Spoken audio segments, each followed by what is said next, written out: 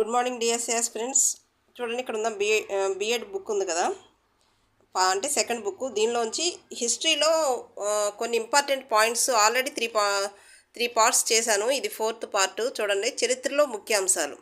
అంటే శాంతం హిస్టరీ గురించి తెలియని వాళ్ళకి ఇది చాలా యూజ్ఫుల్ అవుతుంది. హిస్టరీ గురించి భయం అక్కర్లేదు. అంటే ఫస్ట్ సింపుల్గా కొన్ని పాయింట్స్ ఇచ్చారన్నమాట. అవి చూడండి, ఒక్కొక్కటి చూడండి. అరబ్బులు భారతీయ నాగరికత వ్యాప్తిలో ప్రముఖ పాత్ర వహించి భారతీయ సాంస్కృతిక రాయబారులుగా పేరు పొందారు. ఇండియాలో మధ్యయుగం ప్రారంభమైంది ఇప్పుడు ఫస్ట్ దశ క్రీస్తు శకం 7వ శతాబ్దం నుంచి 18వ శతాబ్దం వరకు. మలి దశ అంటే రెండవ దశ క్రీస్తు శకం 1200 నుంచి 1707 వరకు. క్రీస్తు శకం 712లో అరబ్బులు సింధు ప్రాంతంపై దాడి చేశారు. ఇది చాలాసార్లు అడిగే బిట్టు, టెట్లో కానీ నెక్స్ట్ డిఎస్సిలో కానీ వస్తున్న బిట్ అనమాట.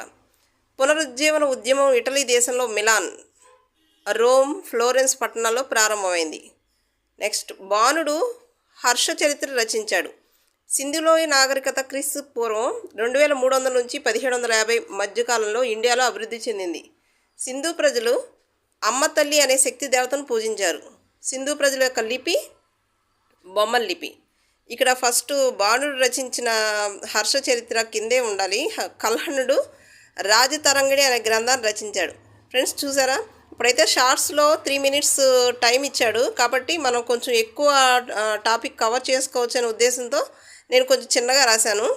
ఫ్రెండ్స్, ఈ బిట్స్ మీ ఫ్రెండ్స్కి షేర్ చేయండి, లైక్ చేయండి అండ్ సబ్స్క్రైబ్ చేసుకోండి. ఓకేనా? Thank you.